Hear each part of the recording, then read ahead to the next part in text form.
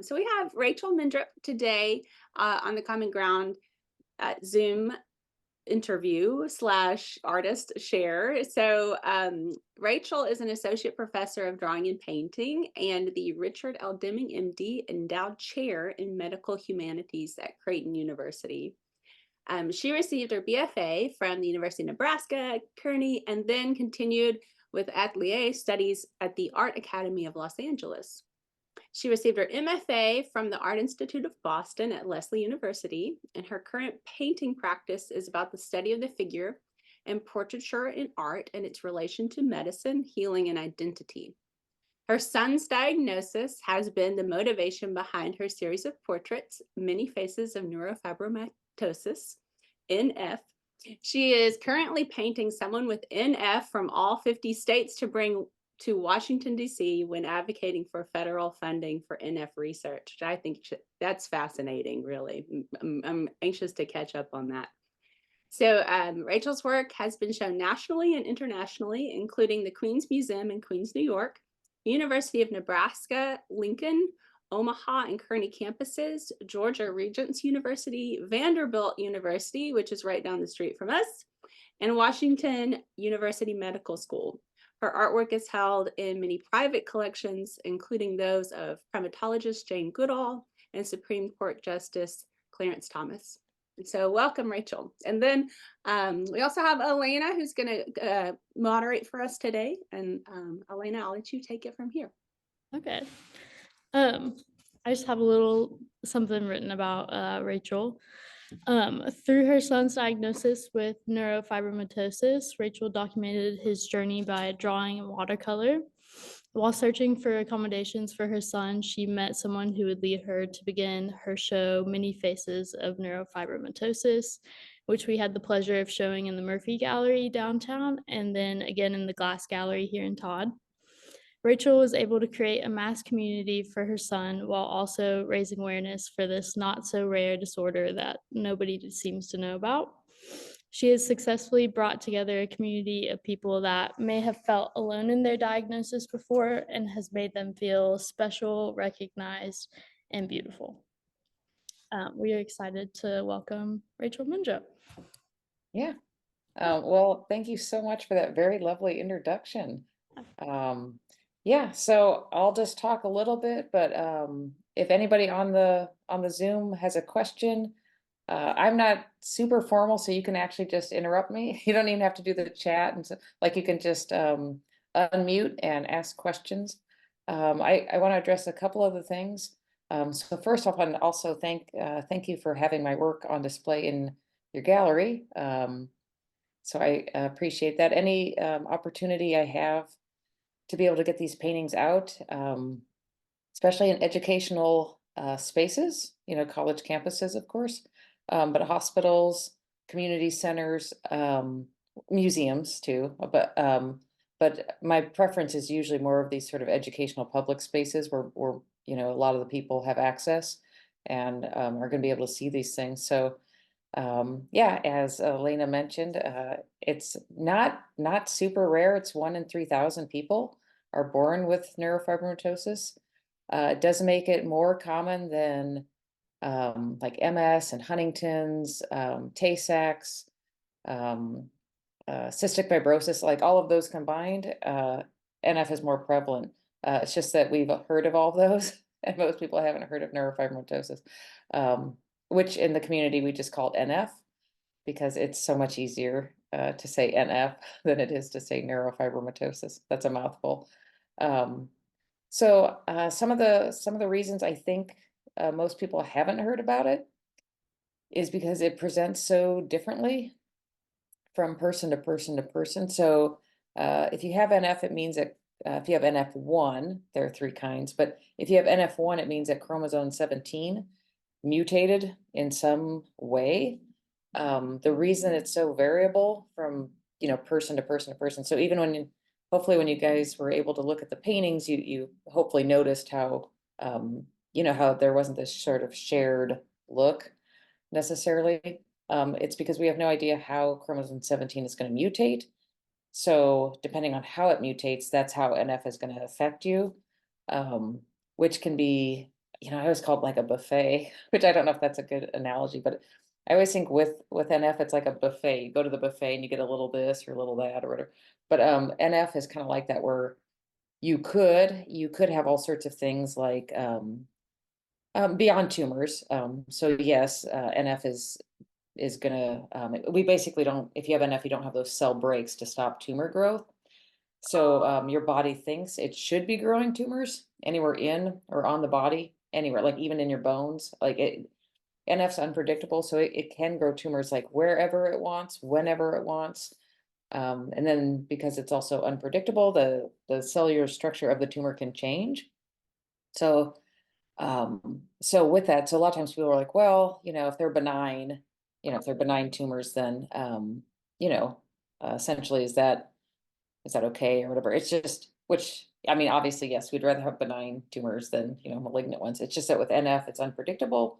So just because your tumors might seem benign today or tomorrow, it doesn't mean that they can't change if they wanted to. So a lot of unpredictable stuff like that. But beyond the tumors, you can also have all sorts of stuff that I think are kind of being more hidden, like cognitive delay or challenges, balance issues. So my son, for instance, can't ride a bicycle because that's like really hard. I mean, when you think about it, I'm sure, I don't know when the last time you guys thought about riding a bike was, but the next time you go out bike riding, just think about how you have to actually balance yourself and you have to be able to pedal and steer that thing at the same time. And that's a lot. That's kind of a lot to ask your brain to be able to do, but which I think you just take it for granted at some point. But if you have some of those kind of issues, so a fine motor skill, so like my son has a hard time tying my son's 20 now too. So I need to make sure I say that so you're not picturing like a 4-year-old at home Yeah, I or didn't anything. realize that he was Um, 20 now. yeah, he's 20 now. So he was diagnosed when he was 4 months old. Okay. Um, and like many parents or like many of the students and stuff, I hadn't heard of it. So but like any diagnosis, you certainly become an expert. The minute you're diagnosed with anything, you become that expert. But yeah, so there's and I mean not just Henry, but like fine motor skills, gross motor skills. There's all this sort of stuff. But you can have scoliosis and tibia dysplasia, and of course optic gliomas that will cause you to go blind, or auditory tumors. I mean, basically there is just a whole bunch of things that could happen.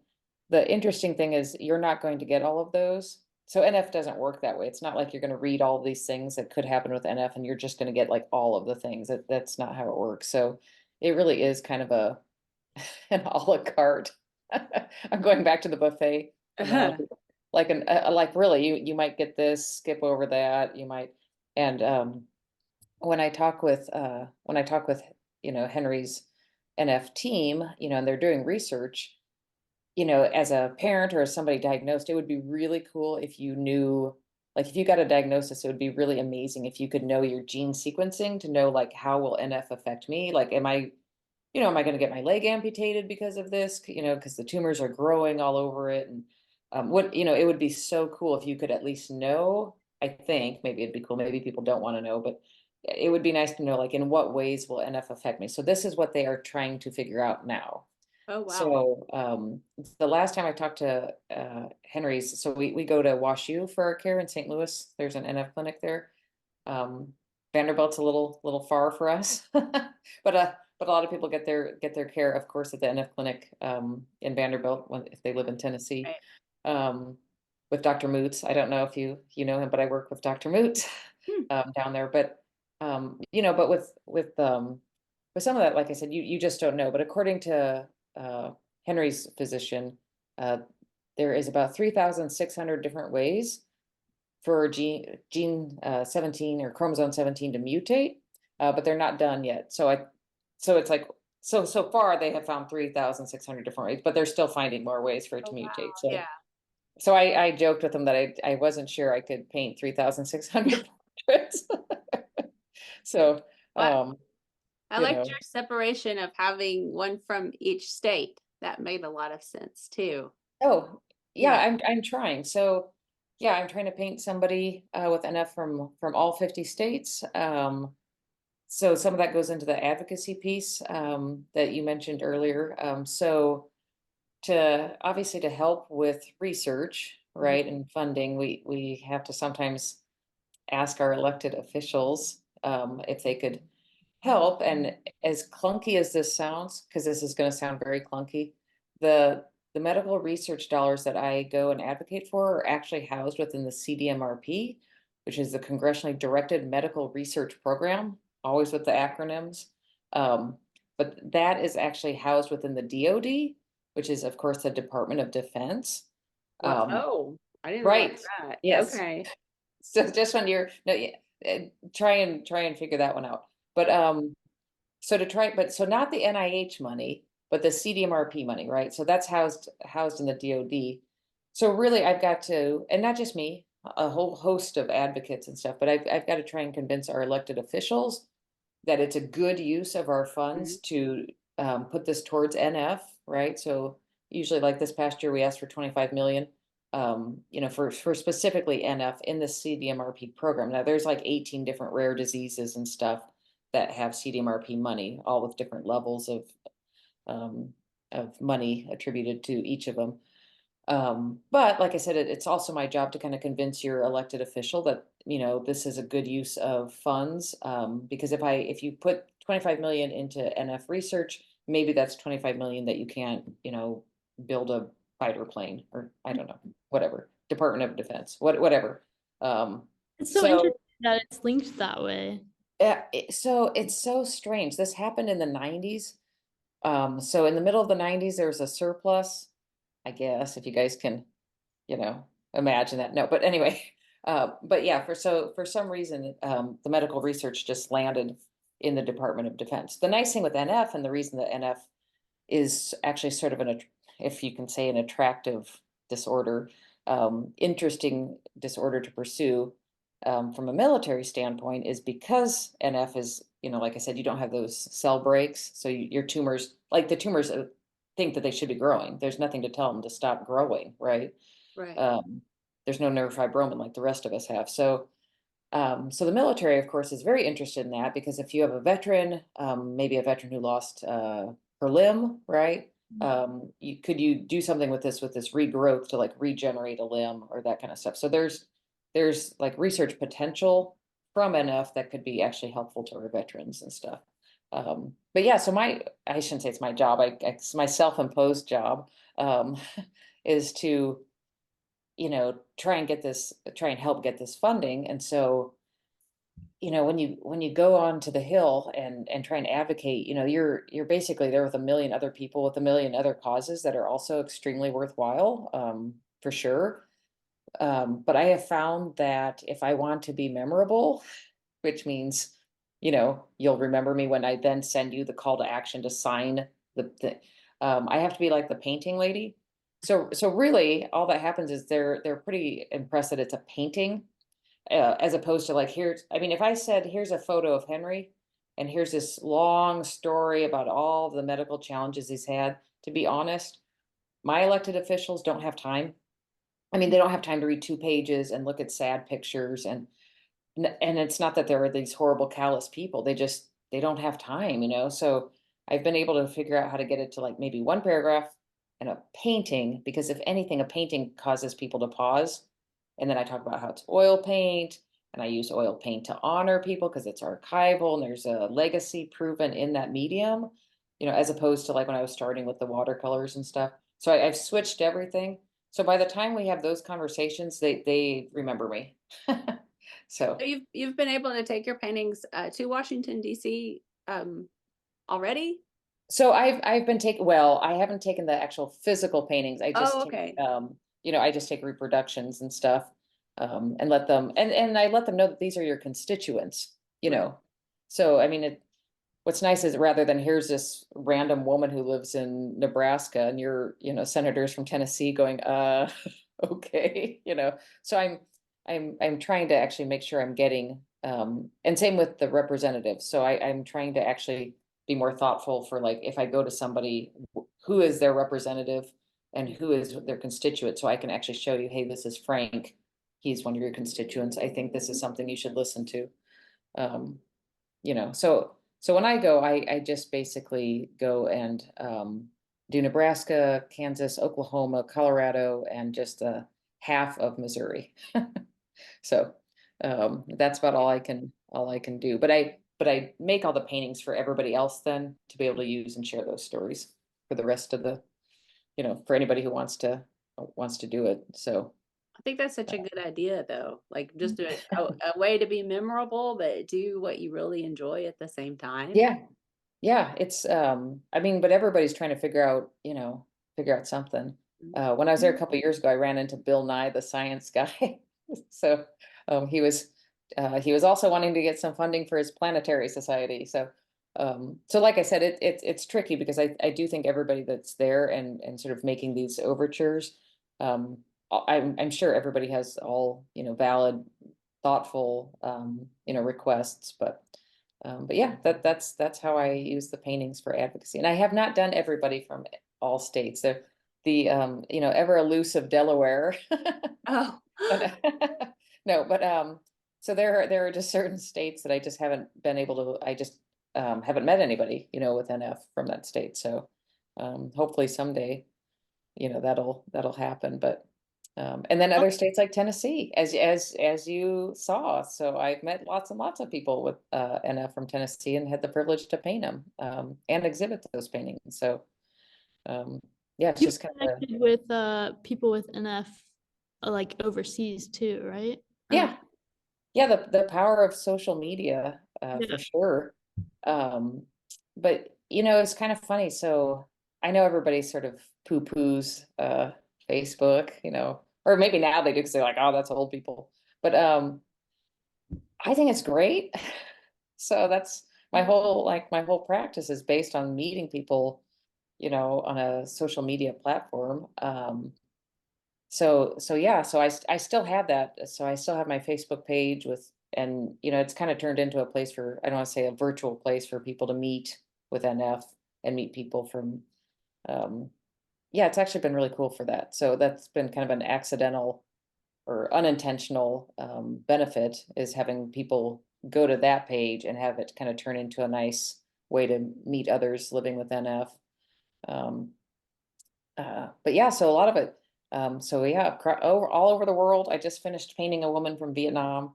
So yeah, it's been great. Like I said, and then it's really great when I can actually meet people in person as well. So I'm kind of lucky. I had a reception last night for my exhibition that is currently at the Mayo Clinic in Scottsdale. So so again, so it's kind of cool. So the woman who uh, is kind of runs the neurology department and medical humanities over there, connected me with one of her NF patients. So I painted that woman's portrait. We had the reception last night, and then tomorrow we're going to go out to lunch, and I'm going to connect her with the other people with NF whom I've painted. They just don't all know each other, so we're going to do like a nice lunch and hang out, and you know, everybody will get to know each other, and then be like, that's my painting. So, so yeah, it's been really good for that. so Elena, you had a question. I think you had a good question. What was that first one on your list? Oh, here I can pull it up. I think the first one. I can't remember them off the top of my head. Yeah, I should have had those memorized. You did have good questions. I thought I'd just remember them by the time I came on here. No, you're good. You're good. My first question was, what drew you to making art after your son's diagnosis? And then I said, was it a coping mechanism for all the new information and challenges thrown your way, or was it a form of documentation of your son's journey? Those are really great questions. I wish I was that sort of inspirational woman who started making art right away after the diagnosis. But I wasn't. So Oh, um no, when Henry was diagnosed, I really wasn't all on board with this. You know, I didn't, I mean, this is weird to say, but it's like I don't, you know, I didn't know what this was. I didn't sign up for this. I don't know what we're talking about. You know what I mean? It's just weird because you have, and Henry's my oldest.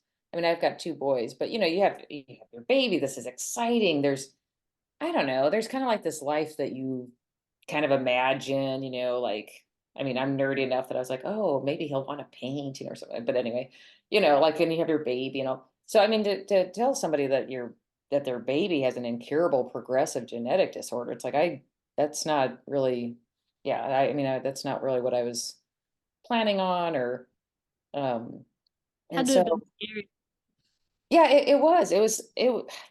it's just like this uncharted terrain, and nobody knows what you're talking about. I mean, you say neurofibromatosis, and then it's like, oh, like, they don't know what that is. Um, so it was kind of interesting. I kind of went through a phase where I was like, well, so I didn't tell anybody.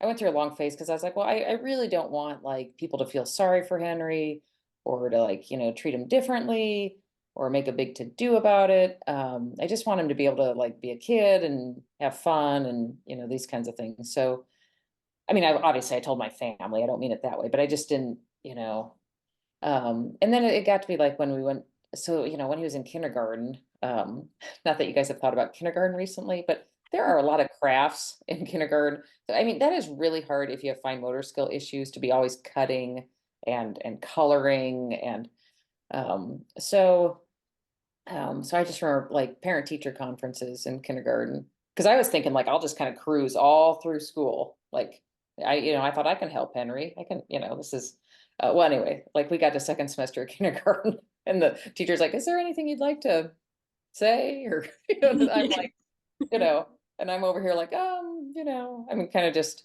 And then finally I said, well, I said, my son, I said, he does have a genetic disorder. I said, but I said, let's not make a big deal. But then she was kind of like, how, well, and the principal is there too. You always know something's up when you do another parent teacher conference with a principal, like nobody else is doing that. Yeah. So you kind of know, like, are they on to me? No, but so yeah, the principal just said, like, how can you expect us to help your son when you won't allow us to help your son?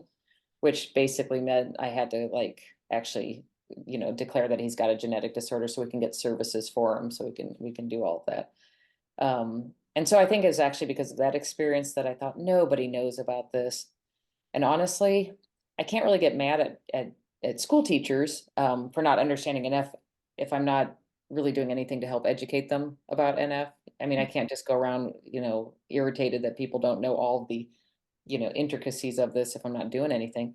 But the truth is, of course, you would assume that I would paint since I'm an artist and a painter, but I didn't. Even that wasn't obvious to me. So I send away to the different NF charities, like what are some ways like moms, can help out or whatever. And there are like two charities, and there's a lot of really good NF charities. But I reached out at the time to the Children's Tumor Foundation and to NF Network, two of them, and they both sent me these packets, which are great. But the packets were a lot of like, you can organize a walk. You can, CTF has you can be on this endurance team. These people like run marathons. I mean, come on, man. Not running a marathon. And those people are super inspirational, impressive. But Yeah. I mean, I like, I'm not, there's a reason you don't have me on here for healthy lifestyle Zooms or something. It's like I drink Coca-Cola and I do, it's like I'm not going to run a marathon. So really it's funny because then I thought I'm not doing, and I organize a walk, that's not happening either. I can't, I'm not sure you'd ask me to organize much of anything. So and so funny, like 1 year later, I thought, well, maybe they've got some new programs. So 1 year later, I reached out to both of them again. I got the same brochures, and stuff.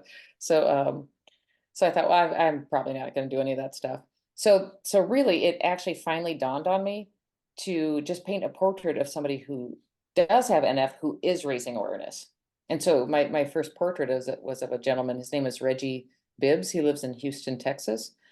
And his NF is really severe as far as his plexiform tumors have really kind of disformed, his facial structures. But Reggie goes around town in Houston anyway, wearing a t-shirt that says, "Just ask." Mm. So, Yeah. yeah, because he just knows that you have questions for sure. And then if you do, he's got these little business cards that he hands out with that has the definition of neurofibromatosis on them. So, so I thought that is really cool that, he does that. That's of course, and it helps Henry. I mean, it just helps all of us that he's doing that. So I just painted this portrait of him, and again, he put it on Facebook as a, little profile picture. And then Reggie's the one, he said, he goes, I'm not the only one raising NF awareness, a person with, so it just kind of, he's like, why don't you paint my buddy Maurice? And I thought, okay. So yeah, so then I kind of connected with pretty much some of Reggie's buddies. And these were like just doing these watercolors, initially.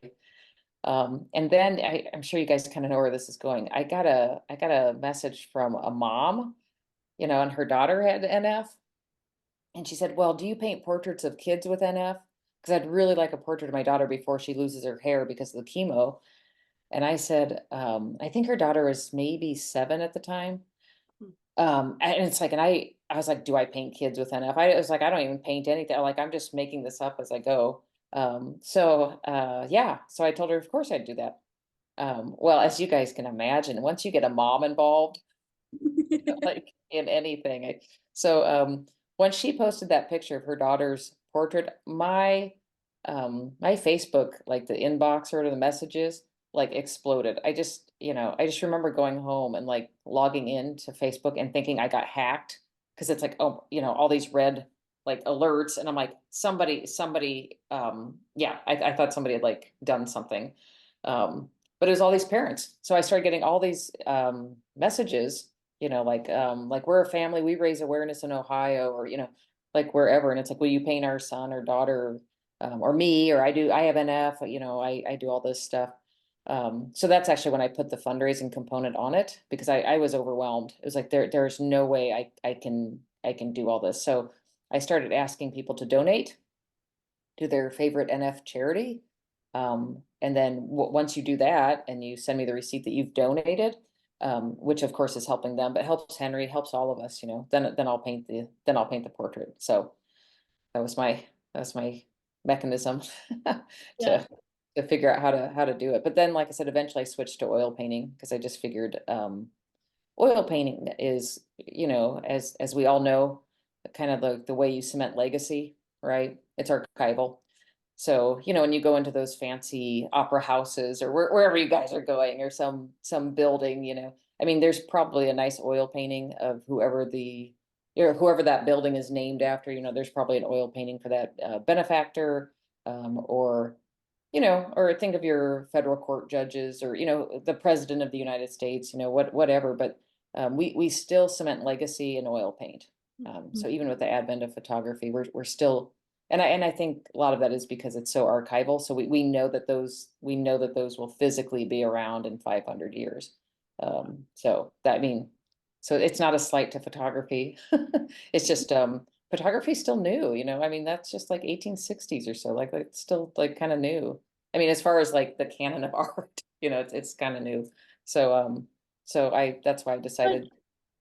I feel like having your portrait done in oil paints just like emphasizes like importance, which I think is really cool that you've been able to give that to this group of people.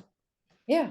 And time, that was the other thing. It's like, now I tell you that, and you guys will probably have friends who are oil painters who can knock out paintings like over the weekend, but I can't. Okay. So, but, I'm just saying that if I don't preface that, somebody's gonna be like, my friend does a portrait in a weekend, and I'll be like, okay, so she's really Yeah, awesome. I think But, every oil painter I know, I mean, everybody takes time. yeah, So for me, it takes a long time. And then and I feel like they're very collaborative. So, everybody can decide what he or she wants to be doing in the paintings, and and then they ask a loved one or friend or whatever to actually take the photos that I can look at to try and paint from. But I think it's kind of fun because anytime we do these, it's interesting to me.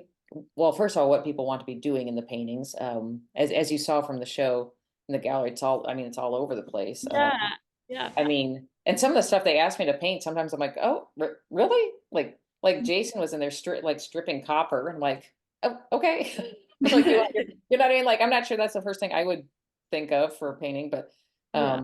but it also makes for an interesting collection of work when everybody's got all these different, so it's not like everybody's sitting down reading a book. I mean, it's like some people, it's like what they're doing for their job or whatever, but they come up with it. And like I said, it's kind of fun because you have to get somebody to take your photo. So it's like you now have to ask somebody to set up this photo shoot. And a lot of times the photos don't work. So they send me these photos that or, like they send me a selfie and it's like, you know, come on. So Right. sometimes I'm like, come on, imagine that in oil paint, really, like, am I gonna be like, doing this kind of stuff, so, I mean, it's like, picture that in oil. It's like, it's not what that's.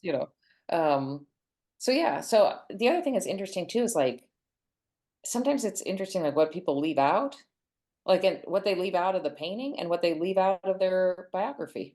So it's like, I guess you're not gonna share that your leg was amputated because of NF, or you know what I mean, or whatever. So I always find it interesting. So like I said, it's their portrait, but and I It's don't nice know if that you give I them the option to share whatever they want, though, because it's like yeah, they yeah, don't for have sure. to share about it if they don't want to, and they can share about something that they love doing, and I think Yeah. that's really special.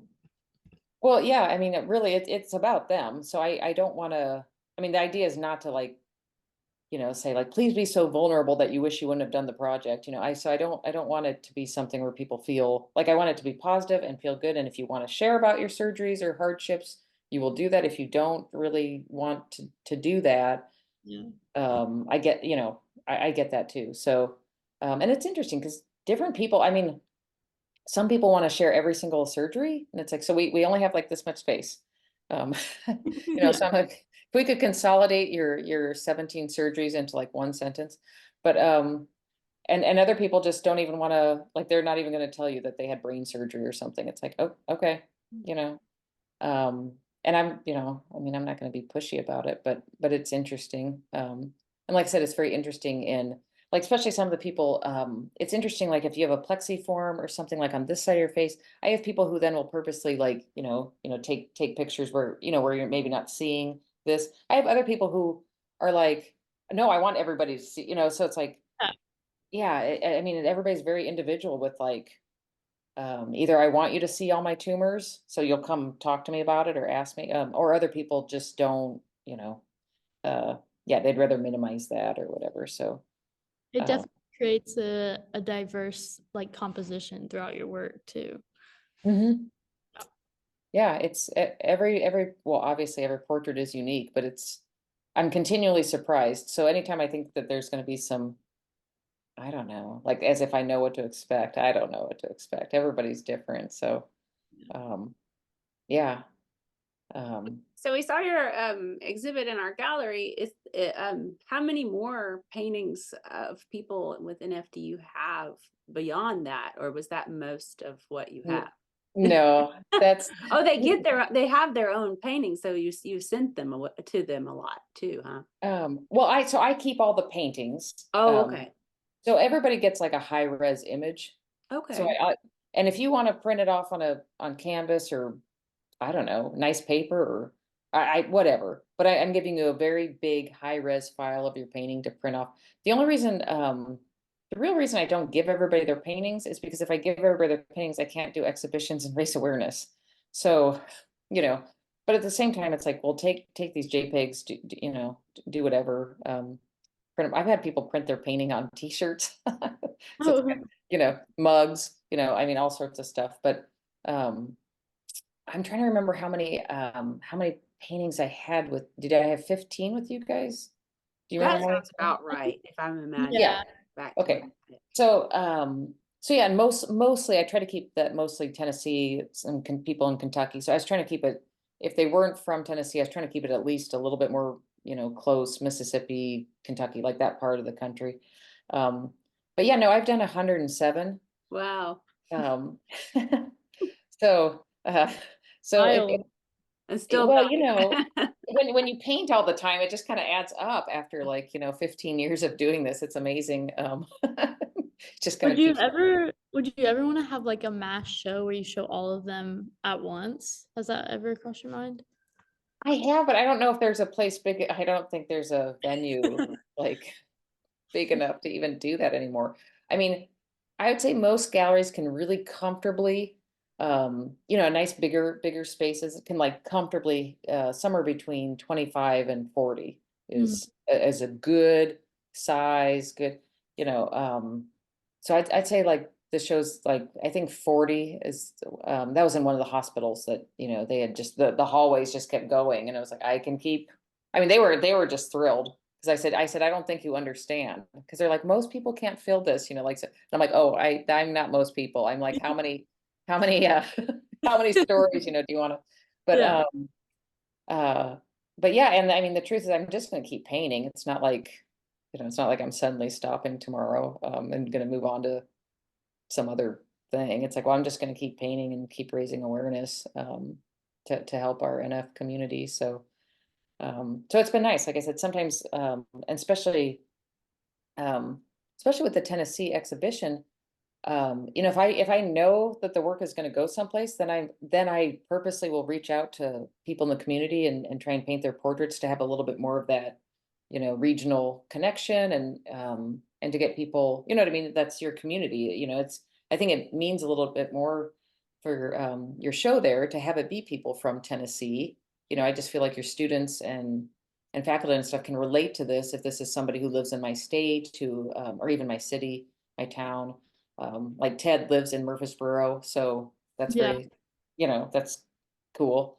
Um, so I think sometimes that's kind of neat. So I try and cater things. So like the show at the Mayo, just down the road in Scottsdale, that, those are people with NF from Arizona for the most part. Yeah. Um, so yeah, I mean, it just kind of, I think, makes it a little bit more personal, and um, so, but yeah. Uh, So Um, oh, you have another. I was gonna no, just say no, I just you had go a ahead. comment real fast. Just when I like that you both mentioned the time, because I think when I was viewing the show, I really thought about the time that you took and examining each person, and then trying to probably figure out how to paint, um, especially some of the skin tumors that yeah, are not things that we immediately think of. So you would have had to examine them and try to recreate them. And then also like giving us as the audience, the viewer, the time to examine those things without accidentally hurting someone's feelings, yeah. by staring too long. So I just like the time aspect from all sides of it, time as the artist, the time as the subject, the time as the viewer. Mhm. Well, thank you. Well, you mentioned the staring. So the show I have now, I actually titled it "Permission to Stare," Oh, yeah. because, really, I hope that you stare at my paintings. Mhm. So maybe you won't stare at somebody who's got a plexiform or something, and hopefully you won't avert your eyes either. So there is a thought that if I get enough of these, shows or paintings, if I can get this enough where people see this, going to the hospital, or see this, maybe if they do see somebody with a plexiform tumor, it's not like I'm going to stare at you because I can't understand but at the same time, you don't want to always avert your eyes either. Right. That's not, you know, so yeah, so I always say, please stare at the paintings. So then if people come, you feel comfortable, walking up, and I mean, they just have NF. It's not like Right. that's who they are, so, Yeah. um, if that makes sense. Like, I mean, you're more than your genetic, diagnosis. Definitely. So, um, which, like I said, I try and do that with the paintings too. I try my best, but I really don't want to paint people in hospital settings. Like we spend enough time, doing rounds in the hospital, and MRIs, and like anybody with NF, they've put in their time, definitely. So it's like I don't really want to do paintings, or portraits of people with NF in hospital settings, because I just think we are much more than our diagnosis. So I'd rather kind of focus on like who we are as individuals. Mhm. So yeah, so I've had people ask that too, like, or they thought there might be, I mean, and I'm not saying you couldn't, but, ways you could maybe raise more money, or where, if you could actually see some of the, those sort of contextual settings, like, but I, I, I don't really want to paint that. Yeah. So, that is, it's just not my thing. I don't know. I think that's focusing on the disorder more than the person. So, Yeah, I but think there are probably different resources for that too. So, yeah, focusing on the person and like you said, more than your disorder, I think is how people want to be seen. yeah, yeah. Um, yeah, like I said, I've just had people bring it up, and it's all good brainstorming, good idea, but it's like a lot of times I'm like, I'm not going to do that. So I don't want to remind somebody that they just got their leg amputated or or whatever. So yeah, I want everybody who participates to really love their painting and enjoy looking at it and sharing it and stuff. So um, but trying to remember, I think you had another question about why I paint the size I paint. Yeah, which That'd be I think we kind of talked about that a little bit, but Oh, honestly, you guys are hoping for something profound. It's not. It is the perfect size that fits in the back of my car. So yeah. I know. Are you guys like really, really? No. Um, but yeah, I can stack them really easily. Oh, So to me, they were big enough to be very like they're big enough that they're definitely like what's the word, like noteworthy. It's not like they're super small, and so they're big enough. But I mean, I don't even want to go up another size to like 30 by 40 or something, because I just can't get them in a vehicle. And it's like a lot of these shows, if I can just drive, 20 paintings or 30 paintings, I mean, not to Tennessee, but at least to Nebraska, Iowa, Missouri. So like some of these shows, within driving, it's like if I can pack my whole car with an entire exhibition and drive it, that it just makes it a little bit easier. And the uniform sizes, I did that for gallery directors. Yeah. Because it's easier to hang. I mean, it was a very easy show to hang, so yeah. That is what I'm told. Yeah. So that's why yeah, so it's really just for transport. Well, and like I said, some of it's just to raise awareness. So it's like it's a good size, but it's also just so easy. And then as you noticed from installing the show, I just use the gallery wraps. I don't put on big frames. I don't have a lot of money to spend on big, expensive framing for everyone. But I can trim out the edges nice enough and put them on gallery wraps. And so they're lightweight for shipping. So they're, it doesn't really break the bank to ship them to Tennessee, for instance, because it's like, well, they're all lightweight, and they don't have these big frames or anything on them. So everything, but I think that's more, what's the word? Logistics. Yeah. So sorry, is that a disappointing answer? You're hoping for No, not at something. all. I mean, I kind of liked that they were all the same size. I think it just adds to like the humanity of it. Like we're all a human, you know. Well, I actually thought initially too, it's like, well, I can't really okay, so in all transparency, I did paint Henry's portraits bigger, but like, you know, Yeah. so, I kind of felt like, well, as a Yeah. mom, maybe Henry's can be like a little bigger, but with everybody, it's like, well, you don't want to like paint yours bigger, and why is yours bigger than hers? And, so it's like, yeah, it's just easier if everybody's the same size, so. Yep. that's what I kind of felt like. I felt like, it wasn't giving preference to any particular person because they're presented in a different way. I Yeah, thought it looked really nice and clean when it was in the gallery. thank you. Yes, that was intentional. Yep. I guess I can ask that last question. Yeah, you had one more good one, I Yeah. think. I said you formed such a large community for your son that he might not have had if you hadn't started this project. How has raising awareness for him and his diagnosis affected you as an artist? Wow. Well, I'll see if I can answer kind of both those. Like, so when it comes to Henry, so doing all those watercolors and all that stuff initially, when he was little, we just went to the doctor all the time. So he didn't know he had NF. He just, you just go to the doctor. I mean, imagine like a 2-year-old or three. I mean, you're not going to sit down with a 3-year-old and try and explain the complexities of you know, but but what was nice is, we'd go to all these appointments. Um, and I think by second grade, he had to have optic surgery in second grade. And then I think it was third or fourth, but uh, I just remember sitting at the ENT. I think I'm going to say fourth, but and then she finally said, well, and he just had to have his tonsils out, so not like any big deal, but she said, oh, she goes, and she goes, NF can just do funky things like on ENT, but but really NF can do funky things anywhere because tumors grow anywhere, you know. But she was like, yeah, NF can be really just do funky things with your throat and stuff, like if the tumors get in there. And finally, Henry just said, he's like, do I have that? Like, do I have NF? Because I'm sure he hears these adults just saying this all the time. Um, and I said, I said, yeah, you do. And he goes, like all the people.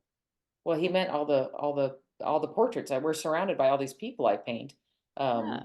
Yeah, so I said, yeah, and he's like, oh, okay. I mean, that's how I told Henrietta. He's like, and then he was like, what's for dinner? I mean, so that was, so I mean, but like it wasn't like this, like we had to have this heartfelt, it's like I think when he was that age, he probably thought half the population had NF. I mean, I'd done so many portraits by that point that, you know, so I don't think for him it was, I mean, I think he just felt like, of course, like all these other people that I've painted. And so yeah, and then as far as an artist, I mean, it's completely changed what I can do. I mean, I was painting still lifes and I Yeah. loved painting rutabagas and red onions, but I mean, I liked portraits. But I wouldn't ever think to set out and start painting people with a genetic disorder. I mean, so I am definitely a completely different artist today because of Henry than what I was doing before. And I mean, yeah. And really, if you would have told me, when I was in school, like college and all that stuff, if you would have said that, oh, you're going to be, teaching in a med school, painting portraits, I'd been like, I think you have me mixed up with someone else. Yeah, I'd been like, no, I don't do that. Um, so, um, so yeah, it's interesting how medicine can do that. I mean, all of us, I always think of Susan Sontag where she talks about the kingdom of the sick, but like, so it's her thoughts on this, but it kind of, strikes a chord. But we all kind of walk on this line between, she talks about the kingdom of the well and the kingdom of the sick. So we're all walking along this. And you really don't think about that until you get to the kingdom of the sick and you want to do everything in your power to get back to the other world, which is never quite the same as it was once you never get back to how you were before a diagnosis. But before Henry, I didn't think about those things. I mean, I wish I could tell you I was an introspective, thoughtful, but it was like, let's go draw. I mean, Yeah. Yeah. I mean, I wasn't sitting around thinking about people and their diagnoses. And but yeah, once I had Henry, it's like, oh, everything kind of changed. So yeah, so I'm definitely a very different artist than I ever thought I would be. And it's weird to say this, but Henry has taught me a lot. So Yeah. uh, yeah, I think he's really taught me a lot about life that I just wouldn't have, you know, thought deeply about without him being in my life. So I think it's so valuable that you were able to give him like this community and make his diagnosis not this like scary thing. He just thought it was like normal. yeah, which Uh, I mean, yeah. I feel very blessed and very lucky. Not all people with NF and not all parents who have kids with NF have it as in some regards lucky as I do, but because Henry, yeah, he's got NF and he's got the cafe au lait spots all over and he's starting to grow tumors. Um, but he doesn't care. Like if you asked him about it, he'd be like, "Oh yeah, I have NF." Yeah. But he wouldn't be like, "Oh, I don't want to talk about it," or don't look at my cap, yeah, he's got all that stuff. He doesn't care. He's got, like when we go swimming, like if you go to the pool and he's wearing his swim trunks or something, it's like, well, you can see all the cafe au lait spots and the tumors are starting to form. He doesn't care. He's going swimming. If Yeah. you want, like if you want to stare at that stuff and make it like that's your deal. And when he was younger, of course, Mama Bear here, I'm like always like, but kids would ask him, they're like, why do you have all those spots?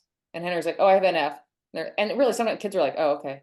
Yeah. And I'm like, I don't think the 7-year-old boy over there really knows what NF is, but like the way Henry would just answer, like kids just accept that. They're like, oh, okay. They're like, want to play? It's like, okay. you know.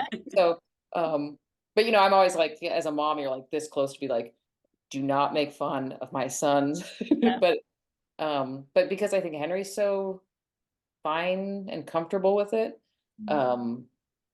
it doesn't really phase him to talk about it with people. So, you know what I mean? So I do think we're very lucky. Like I said, because other parents, you know, they've got sons or daughters that are very self-conscious, and you know, so they're going through a lot harder time than we are. So, like I said, I always feel like we're just really lucky. You know, that he's just kind of goes with the flow, and yeah. Yeah, that's cool. All right. All right, I guess we're getting close to the end of our whole hour. So if there's any questions from anyone who's joined us, I know we had a couple people jump in. So questions from JC or Lainey?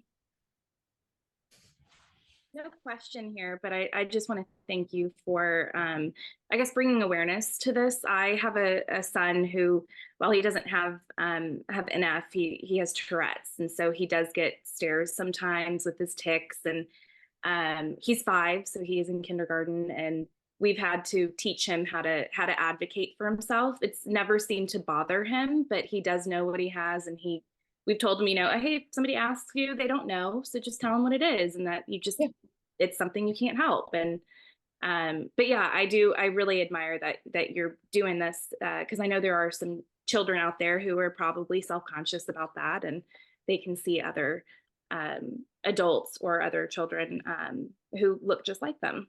So Yeah. thank you. Thanks. Thanks for sharing that. And how's your son doing? He's good. He, you know, it gets worse when he's anxious, but he, you know, it doesn't seem to bother him at all. I don't think he really notices it.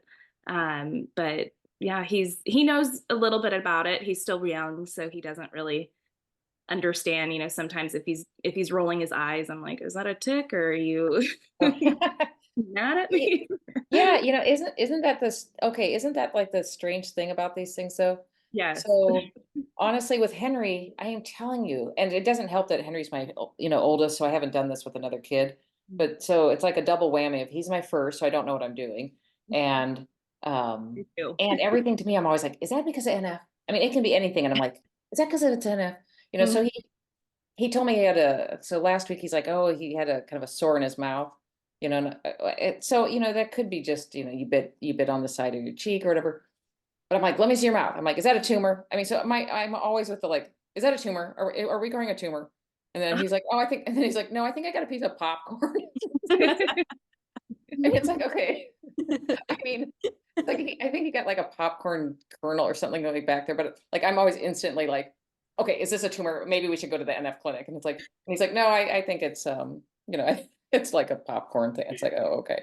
But like with Fred, my youngest, who doesn't have NF, it's like if he told me there's something in his mouth, I'd be like, oh, well, why don't you just go get a, you know, why don't you get some floss and figure it out? But with Henry, I'm like, maybe it's a tumor. So I just think it's hard as a mom, like with a kid who has anything. It's always like, oh, what is causing this? So, so anyway, so I get it, right? Or I think I get it. Oh, and thank you, Lainey. I'm just reading the chat right now. So, yeah, and your dogs are barking. That's awesome. We would have welcomed those sounds, you know. That is totally yeah, we're fine. informal here, Lainey. Wait, I should, so my last parting thought is with the dogs barking back there. I can tell you, I am getting away from people. So no more portraits of people with their dogs. That's so hard. That's like 2 portraits, you know? Painting dogs. Well, people are like, and you know, so you'll see a few of them out there, but it's like, do you realize that that's actually 2 portraits? Because if I don't get your dog painted correctly, then you don't like the portrait, and it's, or your cat, or, you know, so, yeah, I have this new rule. I have a new rule now. I'm not painting you with your dog or your cat, because that's like, I have twice the way to screw this up. So, I think so, that's great advice to leave on. Like, don't you know, do you realize, double work.